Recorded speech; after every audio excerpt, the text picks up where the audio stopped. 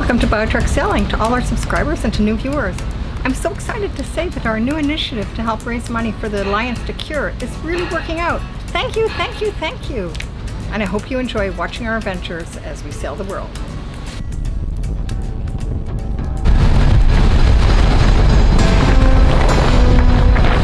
I think most sailors know that a broken main sheet going upwind with 25 knots of wind can be quite dangerous.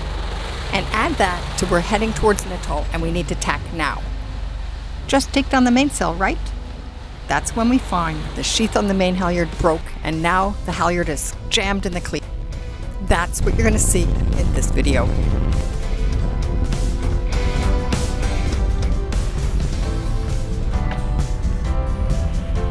We are Pierre, Lisa, and Tiller, now sailing in French Polynesia in the South Pacific.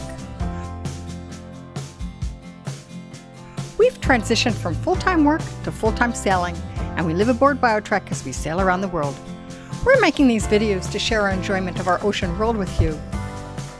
To help inspire us to continue to create this content, please consider a donation to the Alliance to Cure, the not-for-profit foundation working to cure vascular lesions in the brain called CCM, for cerebral cavernous malformation. Well, that's a mouthful, so we just call them CCM. 1 in 500 of us have one of these lesions lurking in our brains, and CCMs may unexpectedly bleed and may cause strokes and seizures. Any level of support on behalf of BioTrek Sailing would be greatly appreciated. The link is below. In our last episode, we sailed from Fakarava to Moorea with family on board.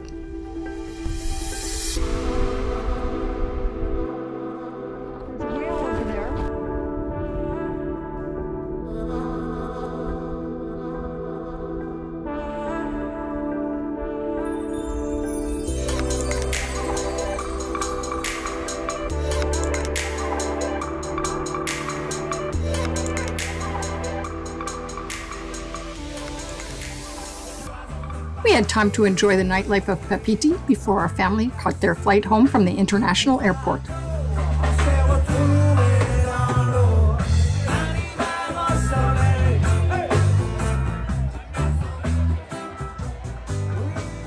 Pierre and I sailed back to Fakarava alone and had an uneventful sail, except for some lightning at night.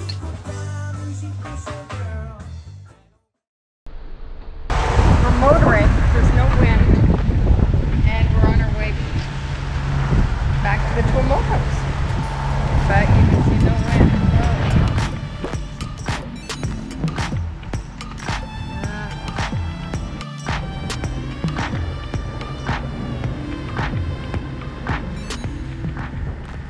It's a beautiful night. I wish this camera could show the stars.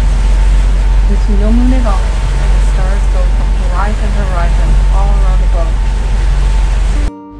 Our sail back to Fakarava was very pleasant. There's something nice about not being on a schedule, not being in a rush, just taking our time and enjoying the sail. We weren't going to arrive during daylight, so we went in the Northern Pass, which we've been in before, so we could go in at night. And we still have about 16 miles to go.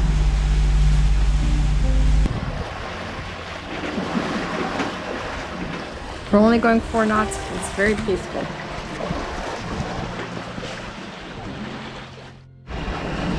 So we're very close. The next day we headed for Harifa at the southern end, watching for coral heads along the way.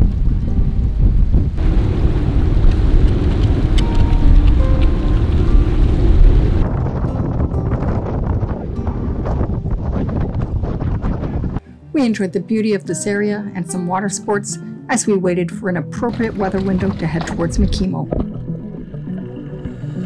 We love Fakarava because the reefs in the Southern Pass are always beautiful, whether you're snorkeling or diving.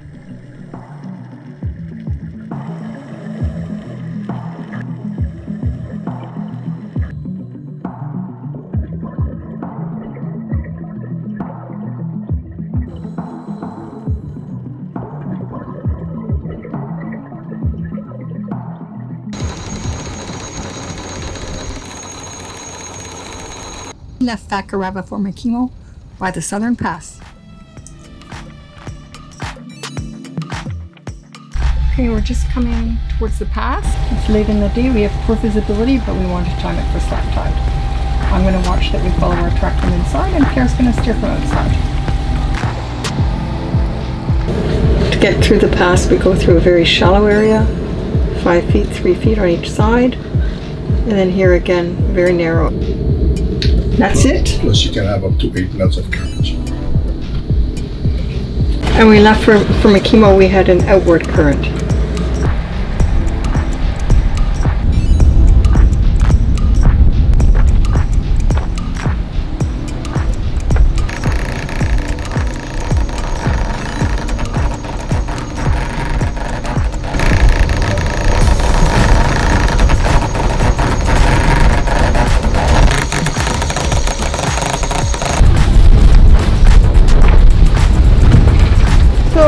Reef on right away because we're leaving at night. Yeah, it's gonna be just nice. To be relaxed. We're not in a race. Could be a few quick clouds, you know. Lots of clouds over there. Clouds in there, so make it easy.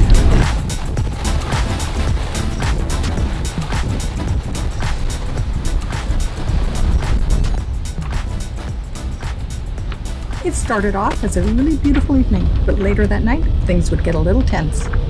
Our sail to Makemo was planned as an overnight sail, upwind, and we chose to sail with light winds of 15 to 20 knots. But the weather in the South Pacific is not always reliable, and we had periods of higher winds with gusts of over 25. As we sail between Fakarava and Makemo, there are other atolls to avoid, and we would tack between them, planning a morning arrival so we could navigate inside Makemo with good light because it's full of unmarked coral heads. So here's what our sail to Makemo was really like. Just as we were heading towards the last atoll where we had to tack, and we were getting ready to tack, the bridle holding the main sheet pulley broke. With that broken bridle, it was like the main sheet was gone, and the mainsail was flapping wildly in the wind. It was a dark night with thick cloud cover, and together with the high winds, it would have been too dangerous to try and fix it. We were coming up quickly on an atoll. If we attacked with the main in that state, it would have been shredded. We decided the safest thing to do would be to take down the mainsail. We released the main halyard, the mainsail started to drop, and then it jammed. It just wouldn't come down. And here we are, getting closer and closer to the atoll. Pierre went to the mast to find out what was going on and found that the sheath, that's the covering for the halyard, had ripped and was now jammed in the cleat. So the halyard was not going to go up through the cleat and the mainsail couldn't come down. Okay, what's going on is that the main sheet broke, so we wanted to lower the main because we couldn't fix it. And the cover came off the main sheet halyard. The main halyard got stuck in the cleat, so now Pierre's up there repairing it. We could cut the halyard, as he said, but then it would be very hard to get it from the middle of the mast. And of course, it's not even the middle of the night, it's the beginning of the night, so... Oh well, gotta fix these things. Oh yeah. And did I mention it's raining? We could have cut the halyard and then the main sheet would have come down. But then how were we going to get a new halyard in the mast? Pierre pointed out we had 20 minutes before we needed to tack. Plenty of time to sew that sheath back onto the core of the halyard so we could get it through the cleat. Just enough to get it through the cleat so that we could bring down the mainsail. Our emergency sewing. So the decision was that Pierre would go forward to sew the halyard while I kept an eye on the chart and the boat. And sewing through that stretched Dyneema is not an easy task. It takes tools and strong fingers. I got everything ready and nervously waited while Pierre carried out the task. And success! We were able to get the halyard back through the cleat and get the mainsail down and tacked just in time. So now that that's done, Pierre's going to secure the boom so it doesn't keep going back and forth. So we got the mainsail down. And as a note, one of the reasons we never sail passages or never sail at night with any enclosure is just so we have full access in case of such an emergency. For safety, Pierre attached himself on top of the davits so that he could secure the main sheet with another rope.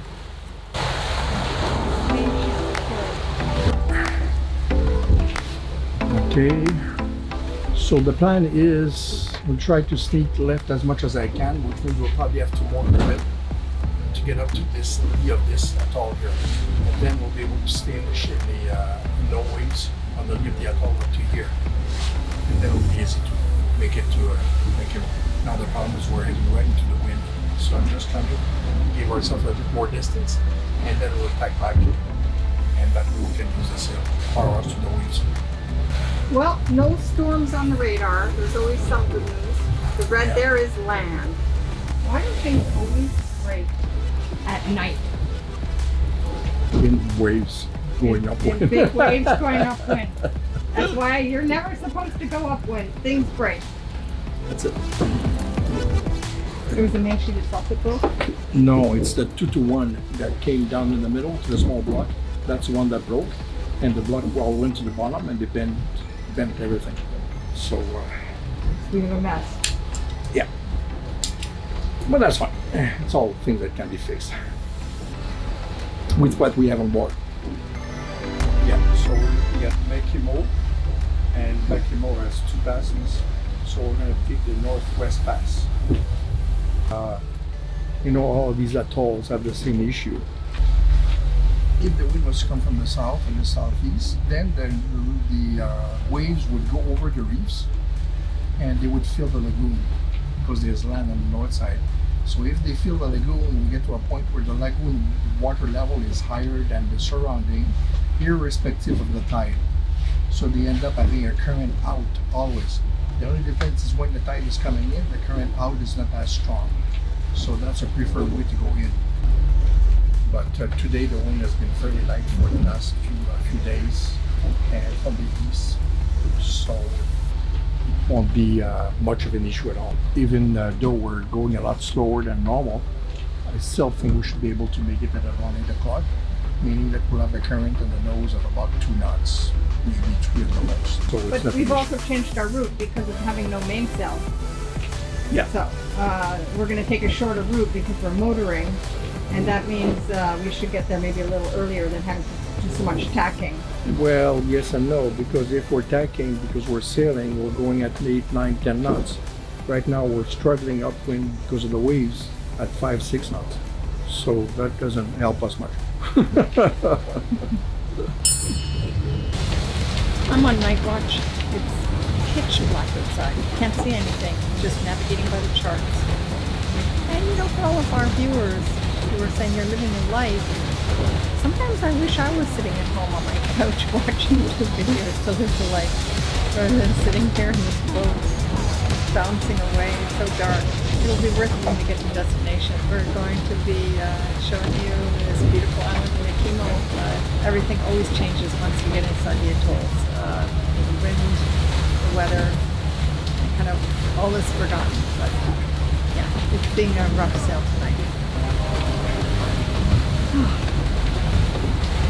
This is like being in a washing machine right now, and the waves are just banging us everywhere, and well, not having a mainsail is not helping. We've got to stay sail out. We'll get some relief when we duck behind this atoll. So we've changed course again, and here, I'll show you what we're doing. So there we are, and once we get them right here, we'll have some relief from the wind. And then we'll have to go back up. The wind was supposed to be 10 knots. It's been going up to 25. Sailing upwind, not fun. So why are we enduring these conditions to go to Makemo, you may ask? Well, first of all, we didn't think it'd be enduring conditions. The winds were supposed to be very light, and when we left the atoll, there were almost no waves. It's just been picking up all night. Not as predicted. Secondly, we really love Makemo. We wanted to return there. We've been looking for a weather window, and we have some family coming to visit, and they've arranged flights into Makemo. So when we get there, we will be spending some time there, probably about 3 weeks, before we sail back to Pakurama with our families so they can take their flight home. So a bit of pain for lots of gain. Well, I just got up. Got out of bed, and now Pierre's about to tuck back.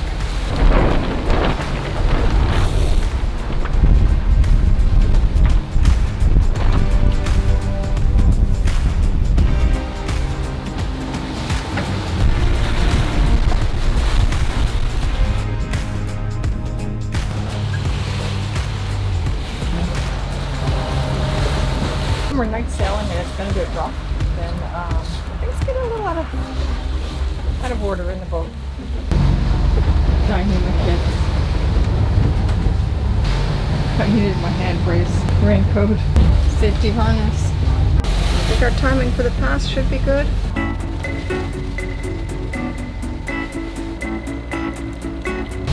So here we are in the morning. It's 7 a.m. and Pierre's purposely slowed down our sailing speed. We have one motor and sail assist, just to stay sail out. And so the idea is to better time the entrance. And so we're on track to make a good timing for the entrance into Makemo, and Pierre's gone back to bed. So our night watches are very different. Sometimes what we do is, if just two of us sailing a long passage of many days at sea, we'll do quite long watches so that we each get a lot of sleep. But with just one night, we've been doing short ones, and not really setting a timer, but kind of naturally waking up after 2 or 3 hours and leaving the other person. I'll say, like, Pierre does the brunt of the watches, but last night's been pretty good. We've each had like 3 hours and 3 hours sleep and then back up again. So he'll have a little rest before we get to the passage, then I'll wake him up and we'll go in and we'll get anchored. But I'm having my coffee and I might nap in the afternoon, but I'm not a big napper, so we'll be a little tired tomorrow and just go to bed early and we'll be recuperated and enjoy Makemo.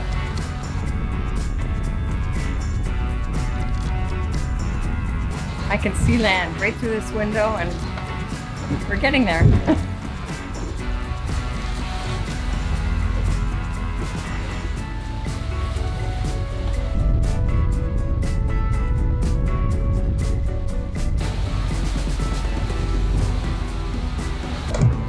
So as we're approaching the pass, you can see on the port tank and the starboard tank, we have lots of fuel.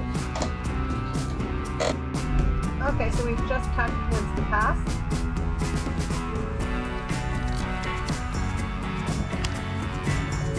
Bringing the dagger ports up. Stay there too.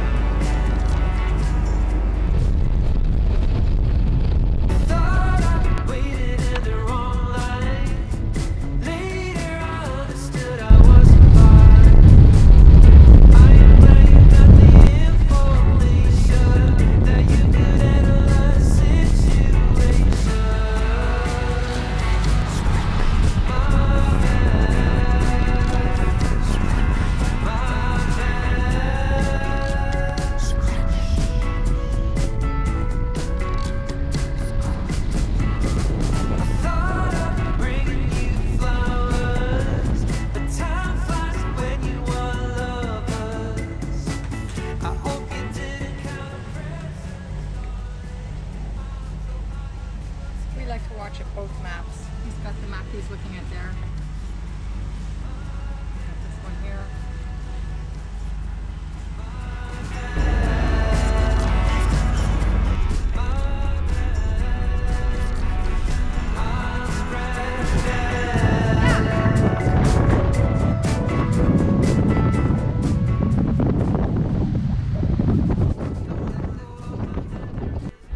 In Makemo, we stopped north of town and we were lowering at an anchorage so we could repair the main sheet and halyard.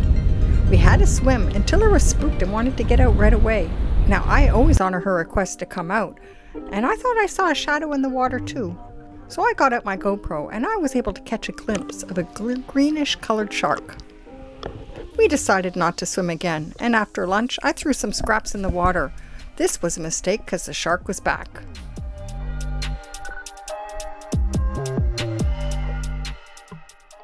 We've carried a spare halyard since we bought the boat, and this is the first time we've had to replace the halyard. So Pierre wanted to get this done right away and went up the mast. He didn't take the GoPro with him, unfortunately, but he said he could see that same shark circling the boat. Well, lesson learned. I never throw any meat products over in areas where we're going to swim. I keep a little Tupperware and take them out in the dinghy, far from the boat, far from where we would like to swim. In the next video, we'll be showing you Makemo. And please subscribe, it really helps out our channel. And don't forget to give us a like. If you'd like to know more about CCM and the charity that BioTrek Sailing is supporting, then please stick around to the end of the video. Hello everyone, I am Isam Awad. I am a professor of neurosurgery at the University of Chicago. A few years ago, our disease was a medical riddle, dark questions that nobody had answers to. Why did my lesion form? Why do I have a problem and someone else doesn't? Why did my lesion grow and bleed? Why do I form more lesions or less lesions? Can I change that? We already have many answers to these questions at the fundamental levels. We have identified many switches, molecular switches, that govern these questions. And we are now embarked on a very, very exciting and ambitious road to translate these discoveries into diagnostic tests that predict who's going to bleed and who is not, who has a stable disease and who does not, and also to try to prevent and predict in the future what will happen to our disease. Together, we will achieve the goal that brains should not bleed.